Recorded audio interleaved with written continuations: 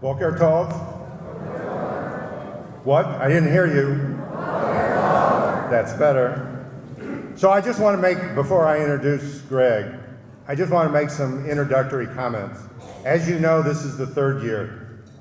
And let me tell you, I am so excited. I am so happy. I am so thrilled to see so many pro-Israel Zionists in one room. Let's all give all of us a real big clap.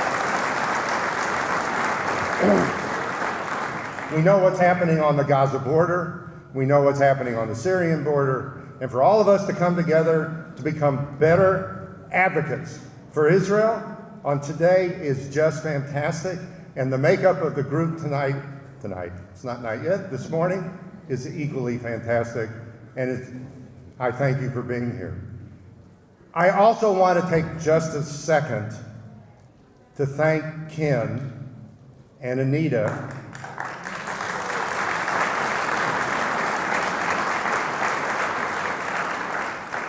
and their committee for working so tirelessly for now 3 years to put this on. And as you know, in looking at the agenda for today, each year it gets better and better.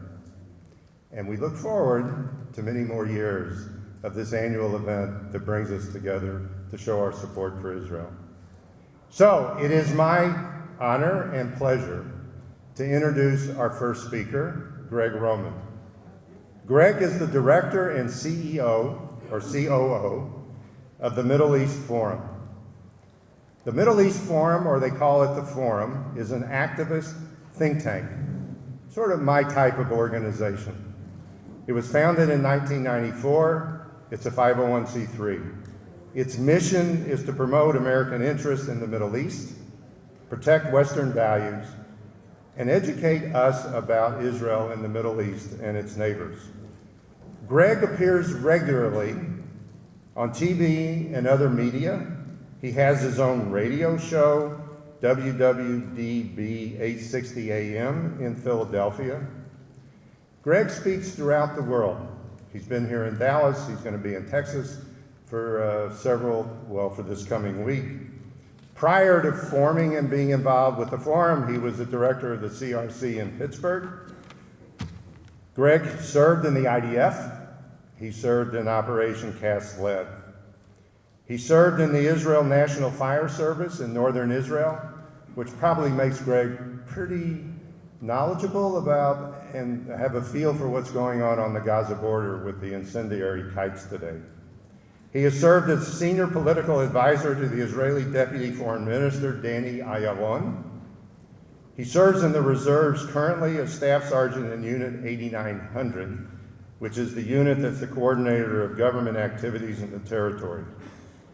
There's many other things I could tell you about Greg, but then I take up all of Greg's time. Greg was born in Lexington, Kentucky. He was raised in Yardley, Pennsylvania. He studied national security studies at American University and made Aliyah in 2006. He's married to Anat, who's an Israeli, and they have 3 children, one of whose name is Liam, which is the name of my grandson. And don't hold it against him. It's not his fault. He was born this way. He's an Eagles fan. Greg's title this morning, and one that I'm looking forward to, and I know that it will be very instructive and thought-provoking, is Israel, a villa in a jungle. Please join me in welcoming Greg. Thank you, Charles. If I speak like this, can people hear me? No. Okay. Thank you for that very warm introduction. I'm really glad that I have the pleasure to be surrounded by friends, family, and a pro-Israel community here in Dallas. This is probably the largest venue that I've spoken to down here in the South, outside of a 10,000-member Baptist church. But I wasn't so sure of the reception I'd receive there. I am definitely sure of the reception I'm going to receive here. Now, before I begin, I'd like to give you a little bit of results of a survey that I took, which kind of led me in the direction of wanting to call this Israel a villa in a jungle, which was a phrase that was coined by former Israeli Prime Minister and Defense Minister and Chief of Staff Ehud Barak. Now, as I was going over some news headlines, I was thinking what was going to be the subject of today's talk. And I thought that I would go over a few. Terrorist wave continues as Palestinian leaders encourage violence against Israelis. Palestinian institutions continue vicious incitement against Israel. ISIS calls for Israel's destruction. U.S.-based imam praises that Allah destroys the Zionists. U.S.-based imam advocates violence against Israel in anti-Semitic sermon. Kardawi calls Muslims to arm against Israel and the Jews. And lastly, we've got the whole family together, Muslim Brotherhood, Hezbollah, and all Palestinian groups unite to praise deadly attack. Now that seems quite like a nary foresight or forecast or prophecy for the way in which Israel's neighbors think of it. But what I'm going to tell you today is that the present regional situation of Israel's strategic balance in terms of its northern border, its eastern border, its southern border, its assets in the eastern Mediterranean Sea, its position in Europe, its relationship with the United States of America, and its general global dominance, now ranking it as the fifth strongest army in the world, or having the fifth most strongest army in the world, puts it in a very unique place in time. Not because of the President of the United States or the downward slide of Islamism in the Middle East, but because over 70 years of development, Israel has been able to fortify itself because of its role of being a villa in a jungle. So whenever you hear about BDS being this existential threat to Israel, don't worry. When you hear about Israel's potential imminent destruction because of a nuclear-armed Iran, do not worry. When you hear about domestic strife, when over the weekend there was Palestinian flags parading throughout Kikar Rabin, Rabin Square in the middle of Tel Aviv, or before that there was domestic strife over the passing of a nationality law, I would implore you, do not worry. It is because of the strife and the tension and the regional situation that Israel has had to face day after day, not just for the last 70 years, but arguably since the first Aliyah in the late 1800s, that Israel is a stronger place today because of all it has been through and all the fraught tensions it has had to experience. So if there's one thing that you can take out of today, whether it's you're going through a session on the peace process, or hearing about the importance of bipartisanship, or understanding about interfaith relations, or hearing what I think will be an excellent talk by Dr. Ron Lerman, someone who I'm glad to call a colleague. He's the vice president of the Jerusalem Institute for Strategic Services, Security Studies, sorry about that. And his president is a man named Ephraim Inbar, a fellow at the Middle East Forum. I think you will definitely learn that Israel's situation today is much better than it was yesterday, and certainly 70 years ago. So let's get into the talk today.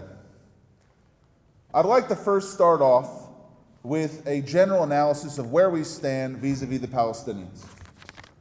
Then we will get into a little bit of a regional context, understanding how Syria, Jordan, Egypt, Sunni Arab autocracies that are in the Gulf region are facing its present threats towards Israel. Then we'll talk about the 800-pound gorilla in the room, Iran, and its cousin, the other 800-pound gorilla, Turkey. And then after that, we'll talk a little bit about the U.S.-Israel relationship and finally come back with some policy conclusions. First, on the Palestinians. This September, and 1 month from now, it's almost, I think, 1 month to the day, we will find ourselves at the 25th anniversary of the signing of the Oslo Peace Accords. A day which many, one generation ago, hailed or thought hailed the end of the internecine struggle between the Palestinians and the Israelis. A struggle which had been going on since even before the Akamat HaMedina, the start of the beginning of Israel's independence. We find ourselves in a situation right now where Palestinians can disagree on more than with themselves than they disagree with Israel. 25 years after this peace process was launched, which was supposed to have joint security cooperation, joint economic cooperation, a 5-year track to be able to build a Palestinian state which would live side by side with Israel in coexistence. We are further away from peace today than we were, I would even argue, than we were before the signing of the Oslo Accords, on the precipice of violence that was going out of Tunisia, out of Jordan, out of Lebanon, and decades after decades of strife between Israelis and Palestinians. Now, I'm not saying that we are farther away from peace because of anything that Israel or the Palestinians did. What I'm saying is that the Oslo peace process has not created a paradigm for peace. it has created a paradigm for war. Now, this doesn't mean that I'm someone who is a one-stater or a two-stater, or there's some other analysts who want 8 or 9 or 10 states. Even an individual calls for Palestinian Emirates to be created throughout the rest of the land that we know between the Jordan River and the Mediterranean Sea. But what I am calling you to think about is that sometimes when institutions and edifices of diplomatic processes calcify, sometimes you have to break those processes to be able to find something new. The framework that Palestinians and Israelis exist in today, one that was created on the White House lawn between that famous or maybe infamous handshake between Yitzhak Rabin and Yasser Arafat, is one that I'm imploring you not to think of as the only option to be able to attain regional stability or domestic stability, if you want to think about it that way, between Israelis and Palestinians. Let me give you an analysis of why I think that. Right now, in the West Bank, you have Mahmoud Abbas, the president of the Palestinian Authority, serving his 12th year of a 4 or 5 year term as president of the Palestinian Authority. You have the Palestinian Legislative Council, the PLC, with its speaker, a member of Hamas, not being able to speak with the president, a member of Fatah. Sounds like our Republicans and Democrats. Not an apt conclusion concerning the violence between the two. We also have civil institutions in the West Bank, some of which I was able to visit when I was in the Army. Some that I'm rather fond of, like the first Palestinian brewery, Taibeh Beer, the first Palestinian distillery, Al-Muqamma whiskey, and even some vineyards. A brand new Palestinian city being built for the first time since 1966, housing 200,000 to 250,000 Palestinian residents, and the bridge between Area A and B. These are the areas that Palestinians are given, whether it be domestic governance in terms of civil and security control, or just security control, or Area C, which is all controlled by Israel, called Rawabi. A man named Bashar al-Masri, coming from a long line of Palestinian entrepreneurs, decided that it would be his vision to build a new Palestinian city. And he was able to do it with Israeli architects and engineers, Palestinian labor, and American financing. That was not an outgrowth of the Oslo Accords.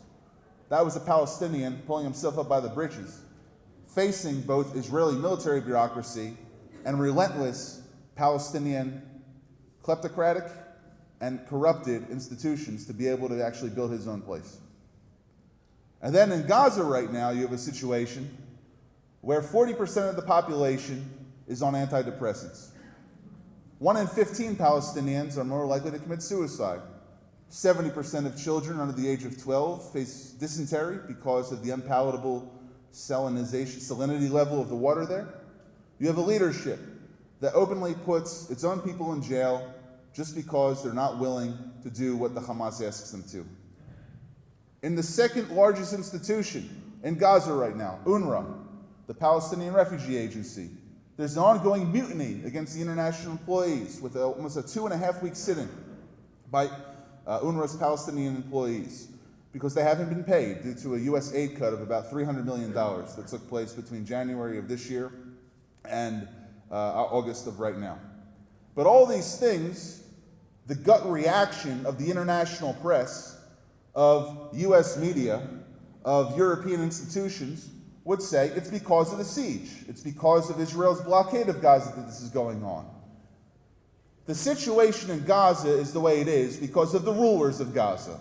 It has nothing to do with Israel's governance over that area.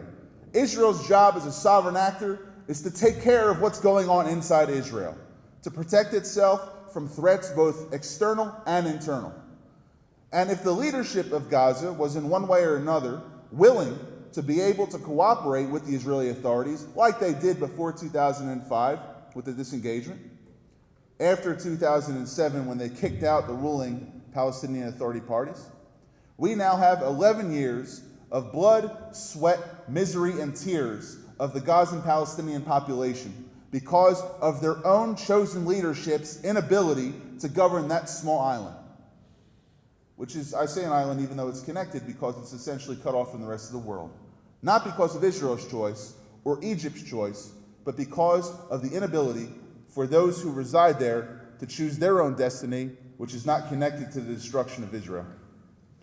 Now, I've basically given you 2 points of very, very depraving news, and then one of a little bit of a beacon of hope. A new Palestinian being born, a new Palestinian city being born, and 2 distinct territories which are being ruled by corrupt, Islamist, theocratic, kleptocratic, every cratic that you have, leader, or leaders, or oligarchy in the rest of the region. Now, the situation in Israel as it stands is one in which there has been a prime minister that has been in power for the past 9 years. Benjamin Netanyahu was elected in February of 2009. I believe he's now in his 4th Knesset term. He'll correct me if I'm wrong, with elections expected latest November of 2019, earliest tomorrow, depending on what mood the ministers wake up in. But in all seriousness, Israel right now is very stable in terms of its ability to manage a conflict. But I'm not asking Israel just to manage the situation as it stands, because there are significant symptoms and byproducts of this lack of mobility in Gaza and this lack of movement in the West Bank looking forward. And sometimes, when, as I said beforehand, you have a calcified institution, you have to break from the chains of mediocrity and of stasis and of status quo, and you have to do something to disrupt the status of the Palestinians in Gaza and the status of the Palestinians in the West Bank. Now, Bashar al-Masri was able to do it by building a city. In Gaza, it's going to take something much, much, much more violent and unpleasant. So, this is where I get into something where I call the victory proposition.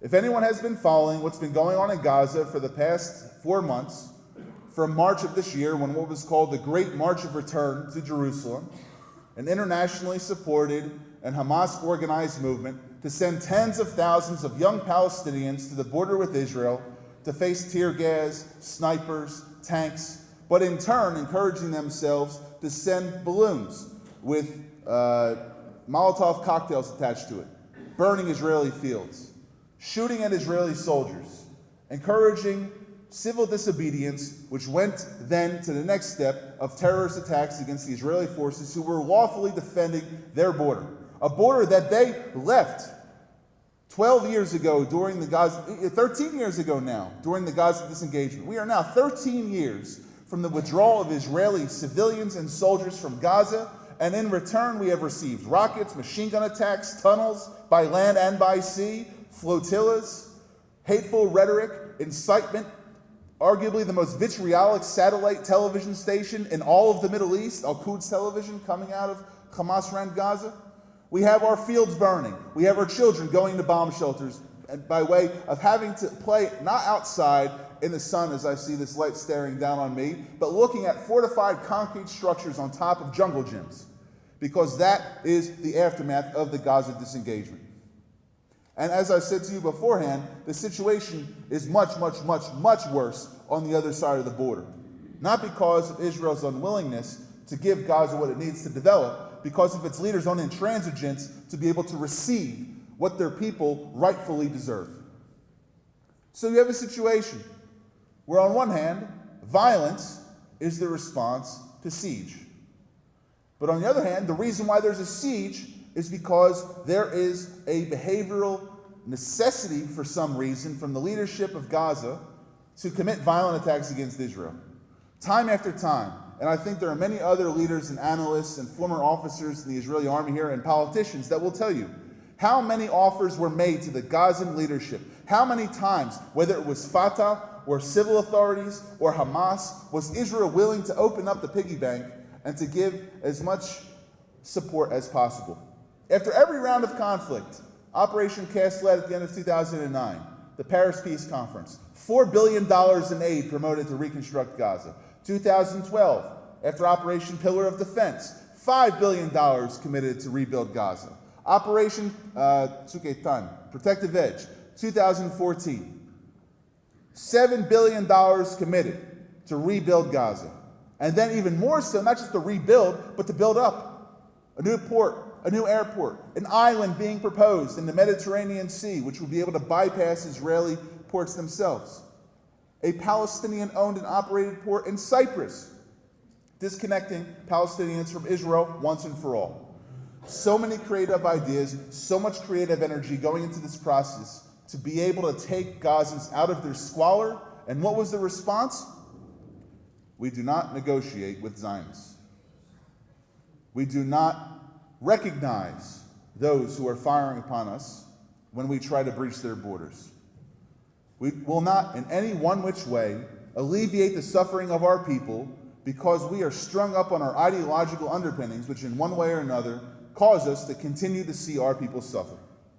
So if you have this intransigent leadership inside of Gaza itself, and you find yourself in a situation where you have two options: to let the conflict go on a low flame until it rises up again and we get the same situation as we've had for the last 3 or 4 months with this last wave of balloons and kites, and they attached a grenade to a golden eagle and let the eagle fly over the border fence to try to explode itself on some power lines.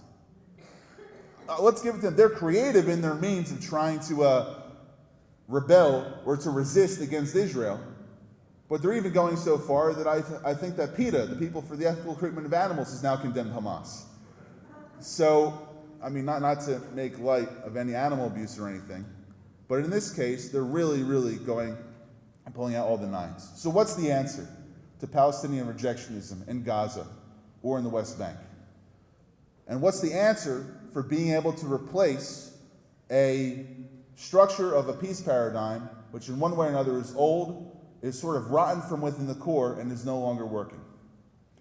It's not to think, like we say in Einstein's definition of insanity, to do the same thing over and over again and expect different results.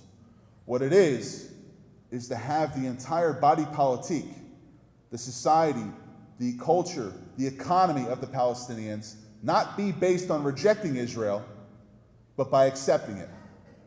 And in order to get this, there's several problems that we have to address. What are the underpinnings of the conflict? Why is the status quo still holding right now? Why is Europe and the United States still pursuing this grand bargain for peace, using the same alignment that had happened between Israel and the Palestinians back in 1993? 4 reasons. 1, Islamic doctrine. Now, this isn't to say Islam is a bad thing, but if you take 2 things, waqf and fiqh. Waqf being the idea that once certain interpretations of Islam conquer an area, it becomes Muslim land. And it is your duty, not for all Muslims, but for those who interpret it this way, to hold on to that land. If Israel was once Muslim under the Ottoman Empire, under Saladin, under any other former rulers, certain individuals will say, if the Crusaders came and took our land for a few hundred years and we kicked them out, all we have to do for Israel is to wait a few hundred more years and we'll eventually kick them out. The second is fiqh, or Islamic doctrine. One is you hold on to the land. The second is you do everything that you can to expel the enemy from the land. The second underpinning of this paradigm, which is not working anymore, is international support for the Palestinian cause. If you look at every institution in the United Nations, whether it be a refugee agency solely dedicated to the Palestinian cause, 12 employees of UNRWA for every other 1 employee of every other for every other international organization. The World Food Program, the Food and Agriculture Organization, the UN Peacekeeping Force. UNRWA has more employees than all of these other agencies put together on a per capita basis. And 99% of UNRWA's employees are Palestinian. So we have an international jobs agency specifically giving an underwriting for international development aid just for Palestinians themselves. And an agency that was created in 1949 exists now to perpetrate the myth of a Palestinian right of return to Israel. So if your first 2 problems are that you have a religious interpretation that says this land, which was once your land, is permanently yours, and the second, this doctrine which tells you to keep this land and do everything you can to fight for it, allows you to do every means possible. And then you have an international agency which is saying, your argument is correct. You must do everything that you can to go back to the homes from which you once came from. And if you look at the international definition of a refugee, it's someone who left an area of conflict and they're minors up until the age of 18. But if you have citizenship in another country, if you reside in a territory which you call your home, or if you're a 3rd, 4th, or 5th generation individual, You're not a refugee. But UNRWA, the Palestinian Refugee Agency, is the only agency that grants refugees the ability to expand rather than to contract. So starting off with some 600,000 or 700,000 refugees, in 1948, it's now ballooned to 5.2 million people. 5.2 million Palestinians that think they have a right to go back to Tel Aviv, Jerusalem, Haifa, Nahariya, Ashdod, Ashkelon, to make that their homes. And this is being paid for with American money and European money. The Americans are starting to wake up, but the Europeans are doubling down and even giving more money to this agency. The other element of international support for this Palestinian intransigence or rejectionism has to do with the way in which the UN was built in 1945, 46, 47.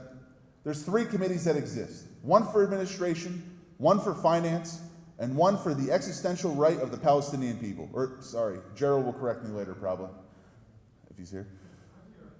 Yeah. Yeah. The Committee for the Inalienable Rights of the Palestinian People. There you go. Not existential, inalienable.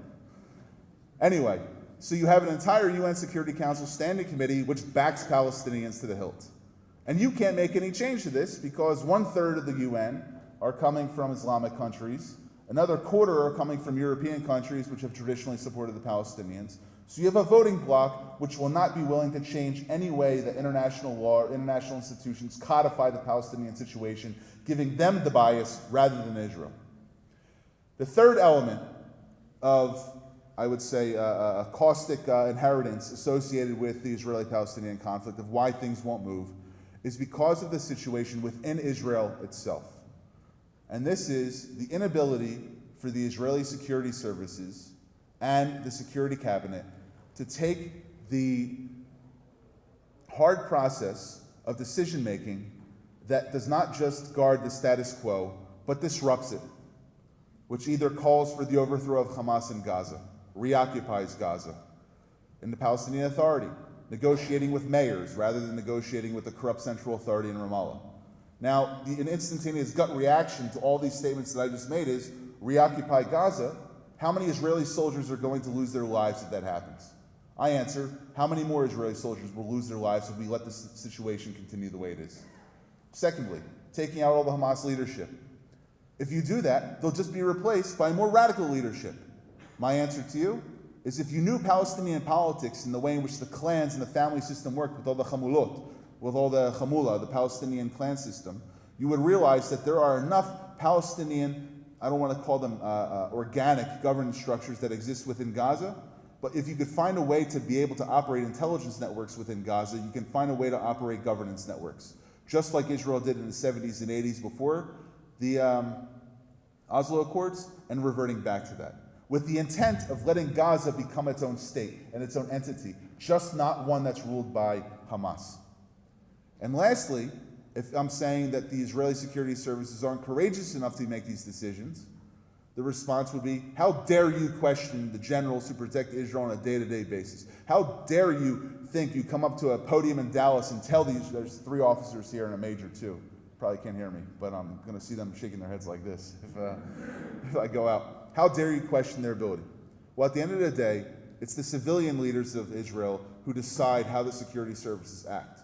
And unfortunately, we've seen many retired generals and retired Rashi Bitachon, former heads of the security services, say the only way to deal with this conflict is to make sure that the Palestinians get just enough to leave us alone. But my response to that is when you leave the Palestinians alone, they plan the next war, while you plan for the war that just happened. So these 3 things, waqfiq mentality, or Islamic doctrine, international support, and the hesitancy of the Israeli security services to be able to deal with the situation the way it is, are all impediments to being able to get a real peace between Israelis and Palestinians. Now, what's the answer? How do you tackle this? And the idea is to change your mindset from one which is, let's just manage the conflict, to let's ask Israel to do what it has to do to solve the conflict on its terms, within humanitarian, legal, moral, and practical means. The way that I want the Palestinians to feel is the way that Americans felt when they woke up on May 1st, 1975, seeing, is there any Vietnam veterans here? If you remember, on your television screen, you saw the last helicopter leaving the U.S. Embassy in Saigon, going off to an American carrier, and the American defeat in South Vietnam had been cemented. America still had its army, it still had its nuclear weapons force, it still had its ability to fight in other theaters in terms of much larger strategic wars, but it lost the will to fight against the Vietnamese. America on that day was defeated. I want the Palestinians to feel the same way. That they no longer have the will to wake up in the morning, and if you're in school, you're going to learn about hating Israel. If you're out of a job, you're blaming Israel. If you're a governmental leader, you're trying to find a way to blame domestic woes on Israel. If you're a militant leader, it's no longer worth the will to fight. The Palestinians have to feel the way that America felt when it was morally defeated. And the way in which to go about that requires full U.S. backing for any Israeli decision that it will take, which will go beyond the realm of the status quo into an area which will allow in one way or another to think, we want a two-state solution, or a three-state solution, or a four-state solution, but we have to bring the Palestinians there because we've already been there for the last 25 years. Just in terms of public opinion polling, there's a statement that you have in Hebrew saying, Ten Sahal L'Natseach. Is anyone familiar with that who's Israeli here? Let the IDF win. The second part of that statement that no one ever talks about is, what are the goals of the political class after the IDF wins? And that's something that I think has to be really thought out. Now, I said I would give you a little bit more on Syria and some other areas, but how much time do we have left? 15 minutes? 20 minutes? Okay. So that's enough on the Israeli-Palestinian conflict. And if you are either asleep or depressed or whatever else is going on, let's get into something a little bit more exciting. So for the past 7 years, we have seen a civil war rise up in the cities of Syria. We have seen the Assad army almost on the brink of defeat, and then a crushing response from its Iranian, Lebanese, Iraqi, and Russian allies brought it back from the brink of defeat. And now we have the last bastion of Syrian resistance present in a region called Idlib in the northwest of Syria, beyond the 30% of what Syria's Kurdish population controls northeast of the Euphrates River with the support of the American government, with about 2,000 or 3,000 soldiers there. But I had the unfortunate reality of witnessing the defeat of the second to last Syrian front on the Golan Heights about 3 weeks ago. There's a base in the Golan Heights, which is on sort of in the middle. If you guys are familiar with it, it kind of looks like a kidney that's upside down, attached to the northeast of Israel. A base called Tel Saki, one of the famous battles that took place during the Yom Kippur War, where one soldier gave himself up to save some 25 or 30 other soldiers that were hidden in a bunker underneath this encampment. And in Tel Saki, you walk up, it's sort of this elevated growth that comes out of the peninsula there, a peninsular growth on the plateau.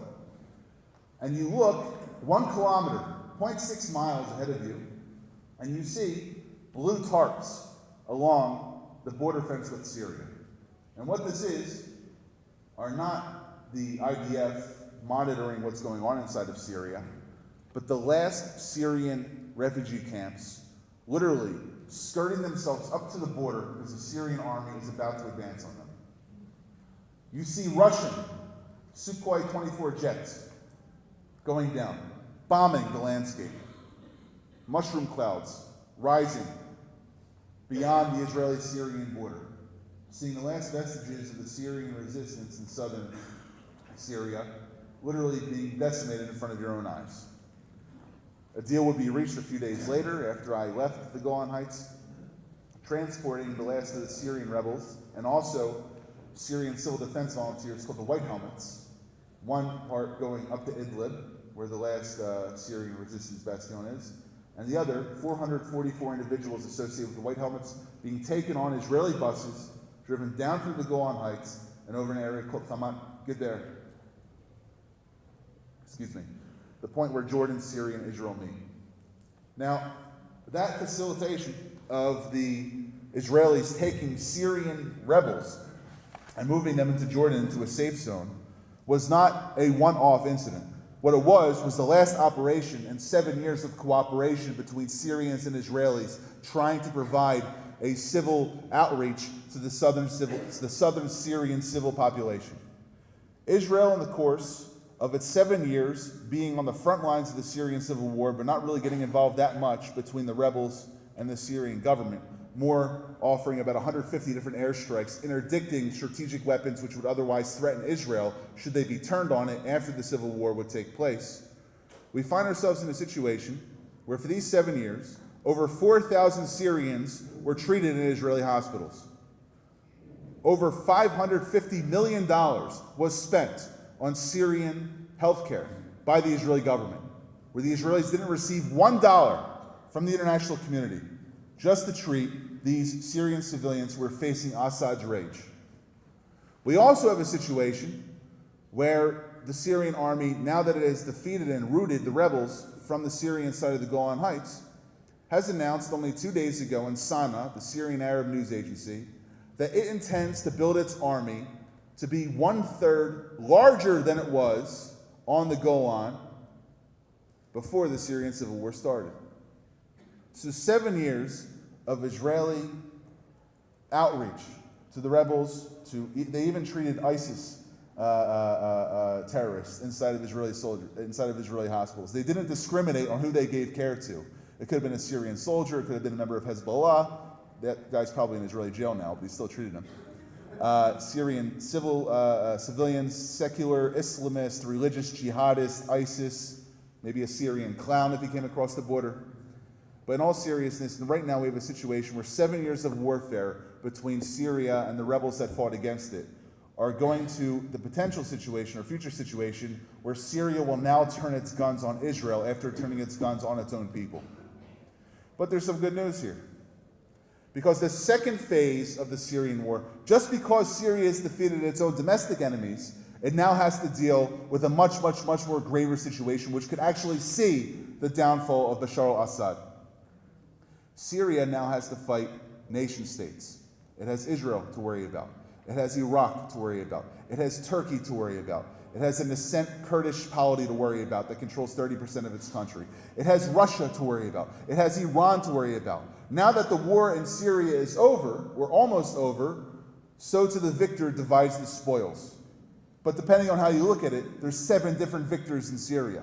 Anyway, the last stricture of Syria right now finds itself to be Bashar al-Assad, where at one time in 2010, he was able to control all of the territory within the Syrian Arab Republic. But he's now only able to control his own capital. I would even go so far as to say that Syria's sovereignty with the government does not extend 5 kilometers in any which way beyond Damascus. Because the Iranians, Hezbollah, the Russians, the Turks, the Americans, Israel, the Iraqi government, the Jordanian government are all dictating the way that the activity on the ground within Syria works itself. He may claim to be able to have control over all these areas, but about 60 different negotiated ceasefires between himself and the rebels that he was fighting to limit his ability to be able to govern. Syria does not want to fight anymore, or the Syrians do not want to fight anymore. They want to rebuild. But that is not the intention of those who lost blood in that conflict. The Iranians right now are trying to build a highway from Tehran through Baghdad to Damascus, Beirut, and to access the Mediterranean Sea. This was an initiative supported by the Russians for the last 2.5 years.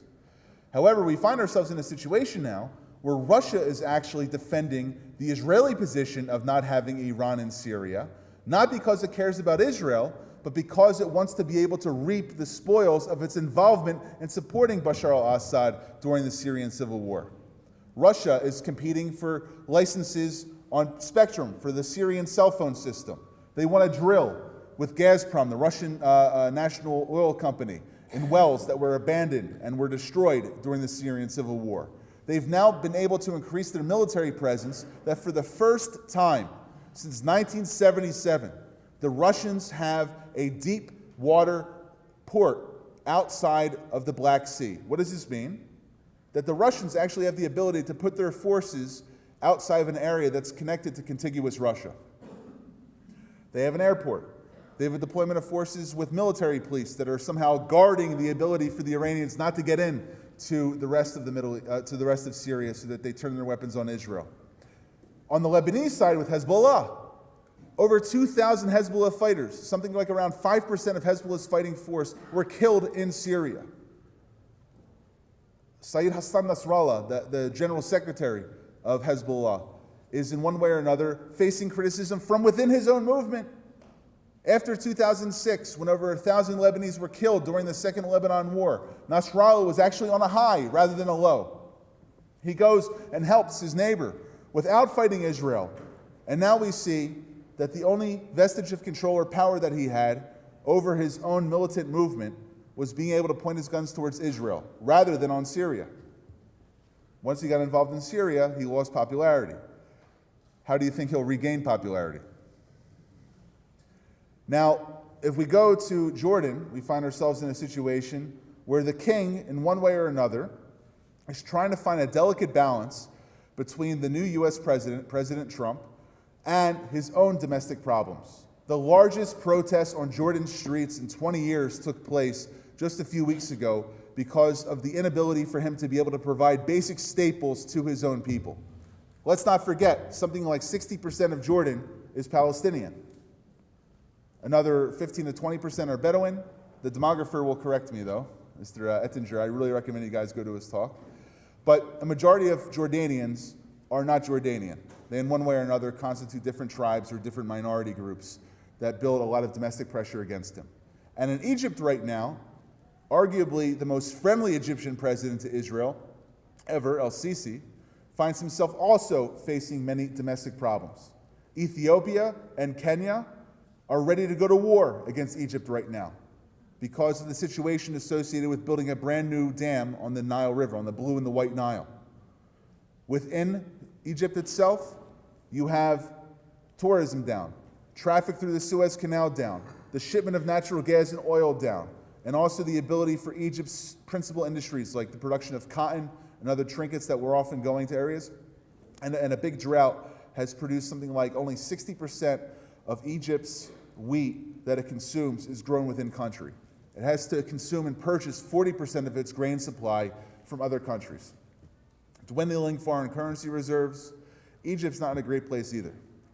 But through all this regional strife, through all this regional squalor, there's one country which still is able to thrive and to prosper and to be able to continue to grow and expand, and in one way or another, mitigate all the problems in which is rising around it, and that's Israel. Israel has given solutions to El-Sisi to help him combat against his own domestic terror groups that are fighting against him. Israel supported the Syrian civilians in the south of the country, and has even offered help for Syrian reconstruction if Bashar al-Assad will ever agree to that. Israel has gone to Jordan and has signed a defense pact that if Jordan's government is ever, and this actually goes back to the original Jordanian-Israeli peace agreement, but if Jordan's government is ever at risk of falling, Israel will step in and intervene militarily to ensure that that government stands tall. And that's just in the area around it. We haven't spoken about Saudi Arabia, Qatar, Kuwait, Oman, Bahrain, the United Arab Emirates, Saudi Arabia, Yemen, all other countries that in one way affect Israel's interests. And Israel has even gone so far right now to put themselves in alignment with the Sunni Gulf Arab states, except for Qatar. Iran recently was responsible for the launching of an attack against Saudi and Emirati shipping in the Bab al-Manaj. I massacred that name. But the straits that are Bab al-Manaj? Bab al-Mandab. That is the strait that goes between Yemen and Djibouti on their way up into the Red Sea, and then on one way into the Suez Canal or the other way to Eilat. Israel made a statement. The Prime Minister of Israel, Benjamin Netanyahu, said, if this strait is threatened by Iran or its proxies, Israel will intervene militarily on behalf of Saudi and Emirati interests if they are not able to defend this waterway.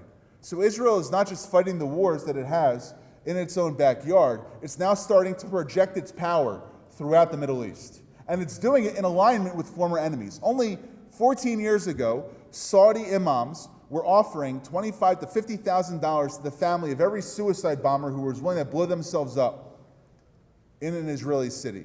Now, 14 years later, you have Mohammed bin Salman, the Crown Prince, Defense Minister, Oil Minister, and Minister of Everything of Saudi Arabia, saying that he admires the idea of a Jewish polity and even supporting a two-state solution. And you have Benjamin Netanyahu meeting with Saudi officials in Jerusalem. Going beyond that, an Israeli delegation now sits in Dubai at the International Renewable Energy Agency. And Emirati officials are using Israeli cybersecurity software to mitigate free speech in their own country, but at least it's a commercial partnership. So we have that to look at too. But all of this is being done in the wider context of, and I'm going to finish up here, of Israel as being a villain in a jungle versus its biggest enemies, not enemy, enemies, Iran and Turkey. Iran is the threat of today. Turkey is the threat of tomorrow. Iran, in one way or another right now, is trying to control 6 different areas of the Middle East: Baghdad, Damascus, Beirut, Sana'a, and Yemen. They have a loose partnership with the Qataris, which allows them, in one way or another, to have an advocate in the Western world from an Arab ally that's right now at odds with its other Arab neighbors. And they also have a significant presence in Venezuela. The size of the American embassy in Caracas, at its height, was around 40 employees. The size of the Iranian embassy in Caracas right now is 500 employees. That we're in Texas, you may have read this in the Dallas Morning News, an investigation that was being done on the kind of passports that people were being found with when they were caught crossing illegally at the border from Mexico into Texas. 278 Lebanese nationals with Arabic-sounding names that didn't speak Spanish were caught transiting from Mexico into Texas using Venezuelan passports. The vice president of Venezuela, now on the kingpin list from the U.S. Treasury Department in terms of his narco-trafficking, is named Tariq al-Assami. Half Palestinian, half Druze, I think. You'll correct me if I'm wrong. Iran? And he's right now number 2 in the Maduro government. His uncle was one of the founders of the Syrian Ba'ath Party. This is the alignment that we have to be able to fight against. Iran extending its presence against Israel throughout the Middle East and also close to us here at home. So the conclusion, I think, is twofold. Number one, Israel is in a great place right now strategically. But number 2, we have to look at the threats that will come tomorrow, not just the threats that are coming from within us with Iran. I said I would talk about Turkey, but I actually got in trouble yesterday on television.